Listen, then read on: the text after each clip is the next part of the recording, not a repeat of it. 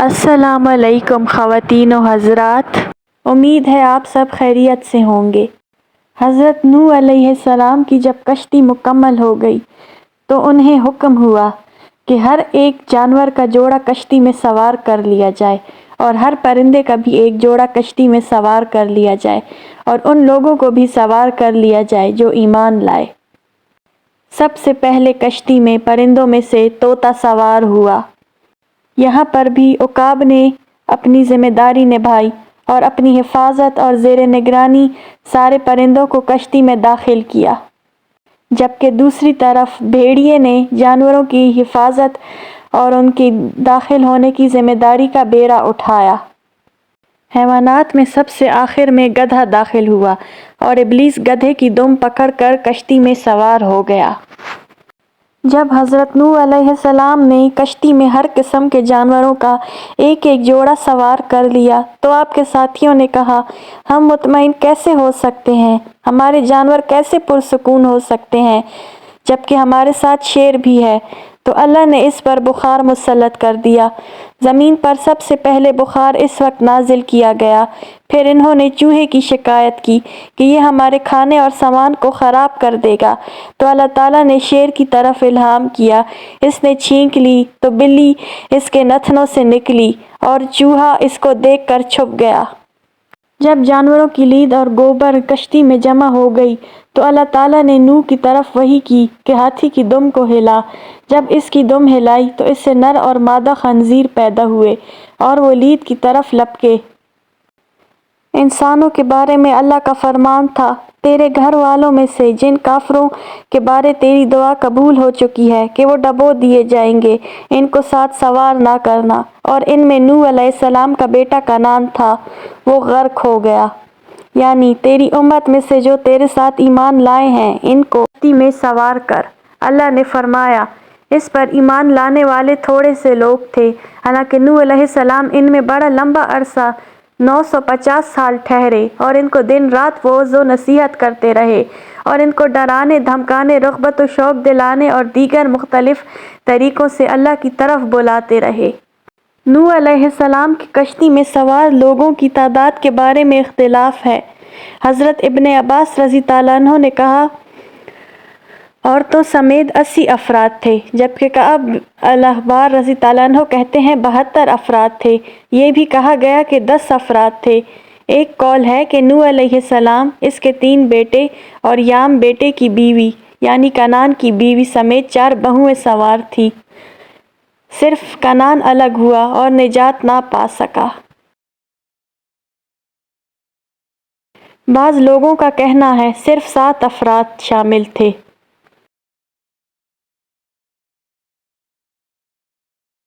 نوح علیہ السلام کی بیوی جو آپ کے تمام بیٹوں حام، سام، یافس، یام یا کنعان کی ماں تھی، پہلے ہی فوت ہو گئی تھی۔ ایک قول یہ ہے کہ ڈوبنے والوں میں وہ بھی شامل تھی اور اس کے کفر کی بنا پر اس سے ہلاک ہونے کا فیصلہ پہلے ہو چکا تھا۔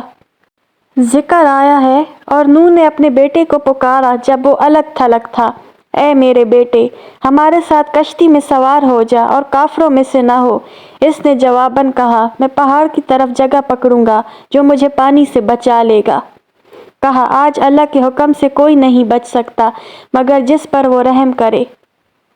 اور ان کے درمیان ایک موج حائل ہو گئی اور وہ ڈوبنے والوں میں سے ہو گیا۔ یہ نوح علیہ السلام کا بیٹا یام تھا، یہ سام، حام اور یافس کا بھائی تھا۔ وہ کافر تھا، اس کے اعمال اچھے نہ تھے، اس نے اپنے باپ کے دین اور مذہب کی مخالفت کی، جبکہ نوح علیہ السلام کے ساتھ اجنبی اور غیر رشتہ دار لوگ نجات پا گئے کیونکہ وہ نوح علیہ السلام کے دین و مذہب کو تسلیم کرتے تھے۔ کہیں روایت ہے کہ یہ طوفان 40 دن تک قائم رہا اور کہیں روایت ہے کہ یہ طوفان 6 مہینے قائم رہا اور 10 محرم کو لوگوں کو اس طوفان سے نجات ملی۔ حضرت نوح علیہ السلام اپنے تینوں بیٹوں کے ساتھ جب کشتی میں سوار تھے تب کشتی میں مباشرت کرنے کی ممانعت تھی۔ ذکر کیا گیا ہے کہ حام نے کشتی میں اپنی بیوی سے مباشرت کی تو نوح علیہ السلام نے ان کے لیے بد دعا کی کہ اس کی اولاد بدصورت پیدا ہو۔ پھر اس سے اس کا ایک لڑکا کنعان بن حام پیدا ہوا جو سوڈانیوں کا जद आला है। और ये भी कहा गया है कि इसने अपने बाप को सोए हुए देखा। इसकी शर्मगाह से कुछ कपड़ा खुला हुआ था। हाम ने इसे ना ढांपा, इसके दोनों भाइयों ने ढक दिया। इसलिए नूह अलैहिस्सलाम ने बद्दुआ की कि इसके बच्चों में तब्दीली हो जाए और इसकी औलाद अपने भाइयों की गुलाम हो जाए। साम, याफिस और हाम तीनों ही हज़रत नूह अलैहिस्सलाम के बेटे थे और तीनों में से हर एक के 3-3 बेटे थे। साम के यहाँ अरब, फारस और रूम वाले पैदा हुए और इनमें भलाई है। और याफिस से याजूज व माजूज, तुर्क और सकालबा पैदा हुए और इनमें कोई भलाई नहीं। और हाम से हबशी, ततारी और सूडानी पैदा हुए।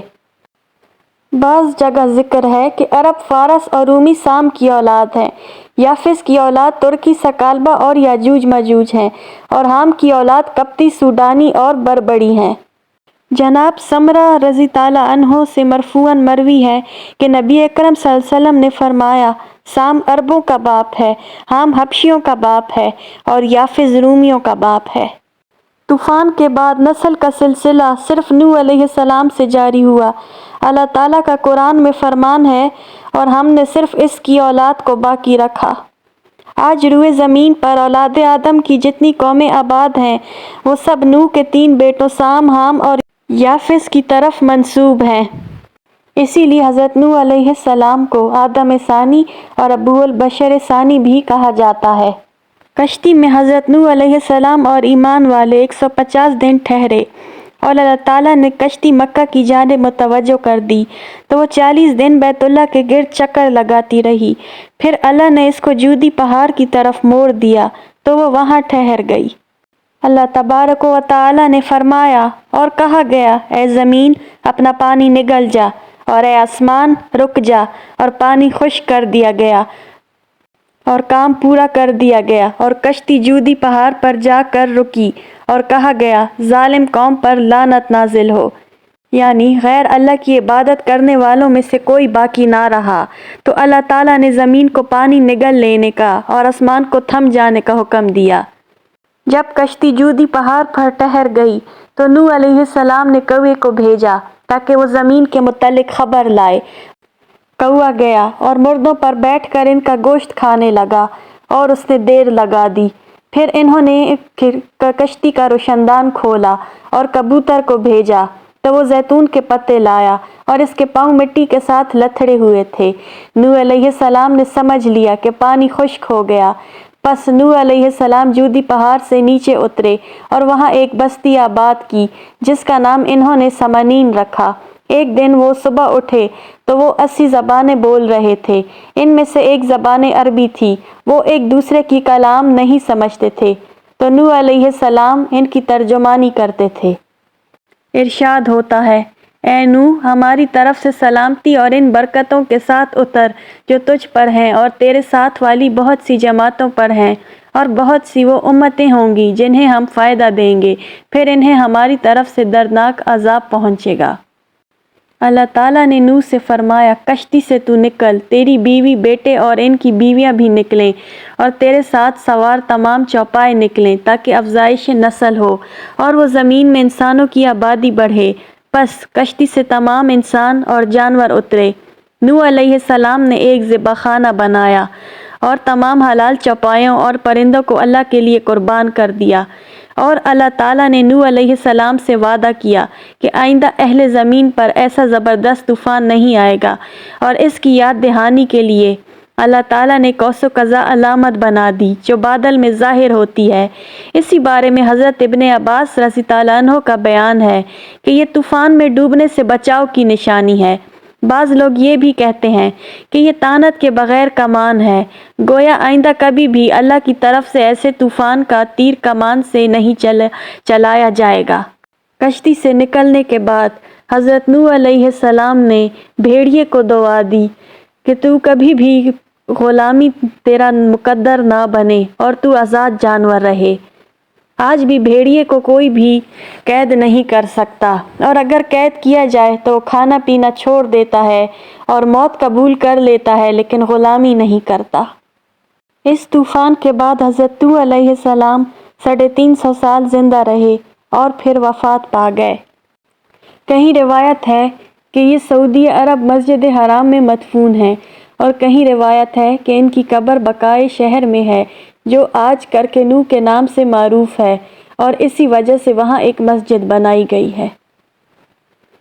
آج کل کی ویڈیو کے لیے اتنا ہی کافی ہے۔